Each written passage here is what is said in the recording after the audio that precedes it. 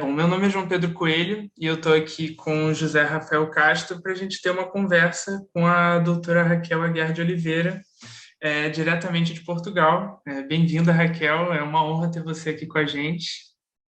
Obrigada eu pelo convite. Então, a doutora Raquel ela é bioquímica formada pela Universidade do Porto e na formação dela, que já rendeu alguns prêmios de alto prestígio e, inclusive, esse ano que resultou na sua nomeação para integrar a Organização Europeia de Biologia Molecular, e inclusive parabéns para você.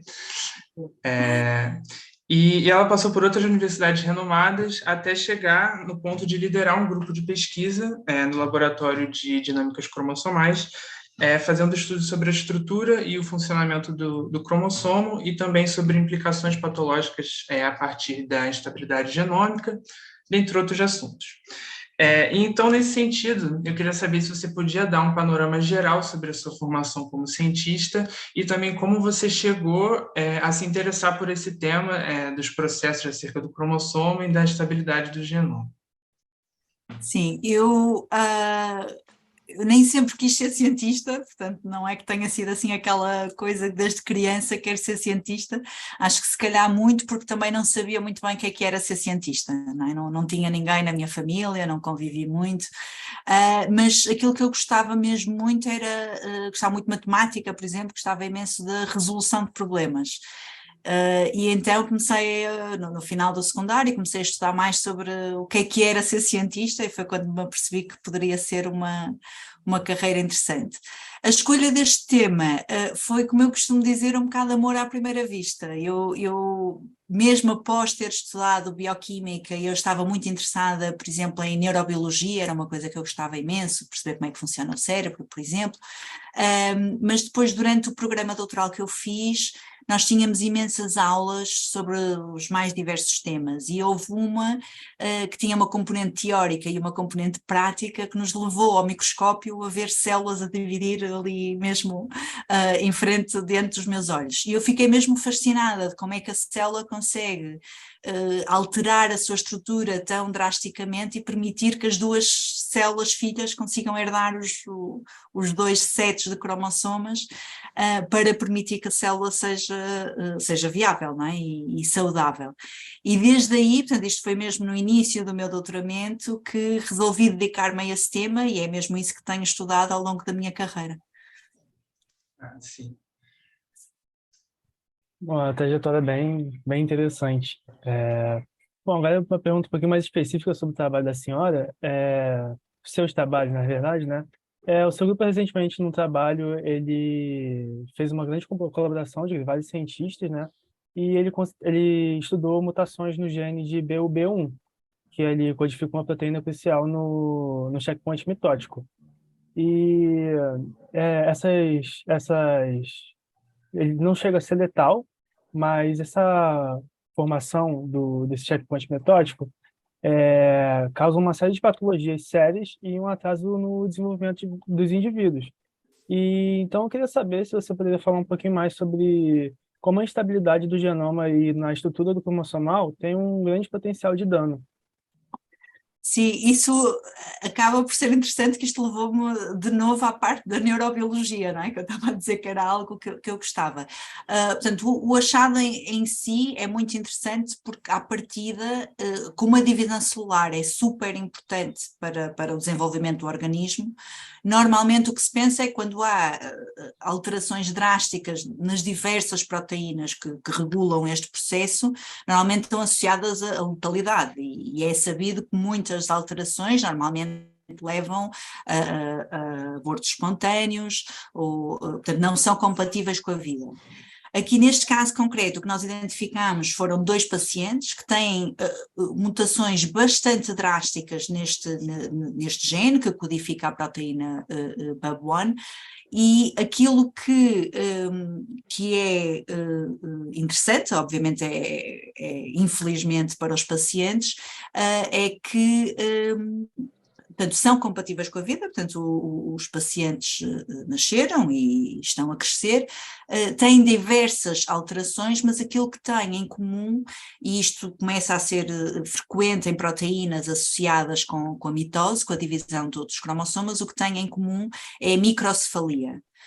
Portanto, tem um cérebro mais pequeno, como é, por exemplo, outros casos muito conhecidos, e no Brasil foi muito badalado o caso do Zika,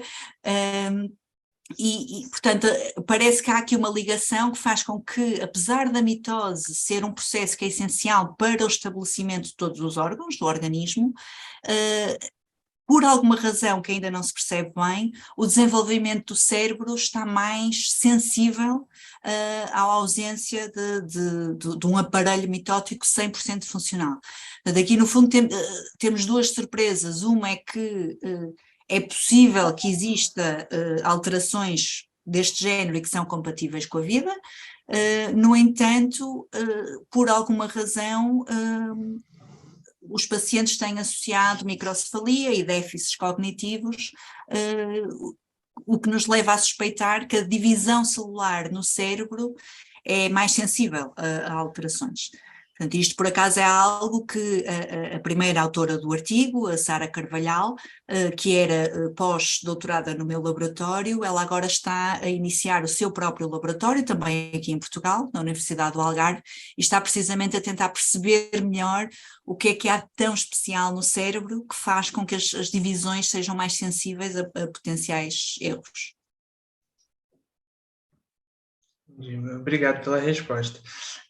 E também vendo alguns outros trabalhos seus e também informações do site do seu instituto, são muito interessantes as técnicas de imagem que vocês usam para visualizar os objetos de estudo dos trabalhos de vocês, né? Inclusive um trabalho super recente de vocês que eu vi, que fala sobre a relação entre a manutenção do retículo endoplasmático no processo mitótico para a manutenção das funções do fuso mitótico. Então, eu queria saber se você podia falar um pouco sobre como essas técnicas otimizam o processo científico de vocês, especificamente no tema, né, que vocês pesquisam. Pois, a imagiologia é uma ótima forma de ver as coisas a acontecer em frente aos nossos olhos, não é? Isso é algo que desde sempre me apaixonou e acaba por ser a técnica que nós utilizamos mais no laboratório. Não é a única, obviamente, depois para ir a um detalhe mais bioquímico é preciso fazer outro tipo de estudos, mas acaba por ser ótimo conseguirmos ver as coisas a acontecer e nesse estudo em particular, é uma técnica que usamos muito no laboratório, portanto nós fazemos imenso trabalho com células humanas, como foi o estudo que referiram há pouco, mas também fazemos imenso trabalho no organismo modelo, a mosca da fruta. Ou a mosca do vinagre, não sei como é que chamam aí mais comumente. Uma das grandes vantagens é que é um organismo, portanto é geneticamente muito semelhante ao humano, portanto a divisão celular ocorre de forma muito similar, os mecanismos que controlam são bastante similares, mas depois oferece-nos diferentes tecidos em que nós podemos olhar para a mitose a acontecer, o que nos permite fazer estudos não só de perceber como é que a mitose acontece, mas também como é que acontece em diferentes tecidos. Para além disso, para além de podermos geneticamente alterar a mosca e olhar e ver diferentes tecidos como é que dividem e como é que reagem a certas perturbações, um dos sistemas que usamos imenso é o embrião da mosca no seu estado mais primário, portanto as primeiras 2 horas da divisão da mosca. E porquê? Porque as divisões são síncronas durante as primeiras 13 divisões do embrião ocorrem de forma síncrona e sem haver separação de células. Portanto, isso é um bocadinho diferente do que acontece nas células humanas, no desenvolvimento dos mamíferos, por exemplo, mas neste caso, do ponto de vista tecnológico, permite-nos fazer microinjeções nos embriões e perturbar de forma muito aguda o processo de divisão. E no fundo aquilo que nós conseguimos fazer é enfiar uma agulha dentro do embrião, entregar lá qualquer droga ou qualquer proteína que tenha um efeito e depois poder imediatamente ver quais é que são as consequências.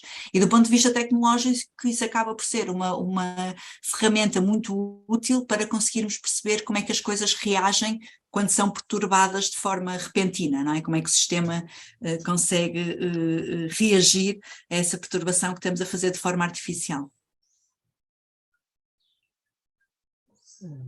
Obrigado pela resposta da senhora.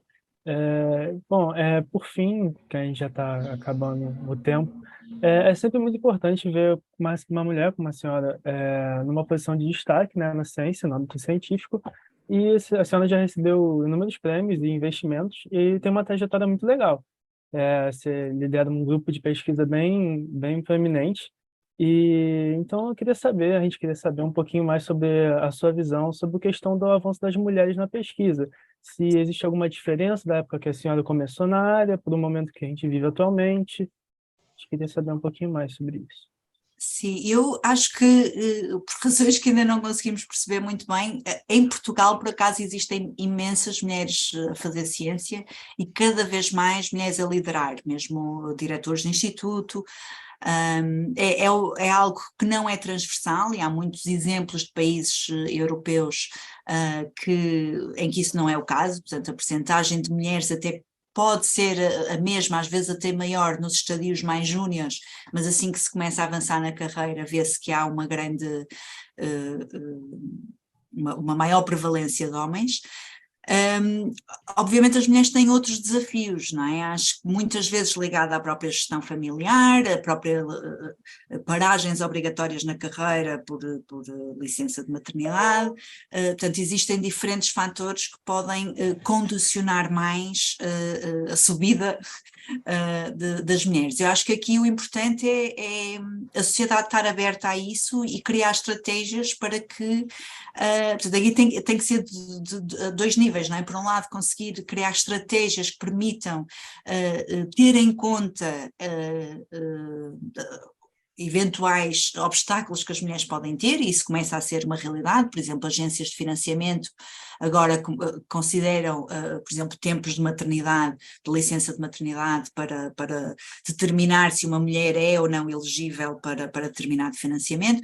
Portanto, é algo que começa a acontecer, mas obviamente são passinhos muito pequenos.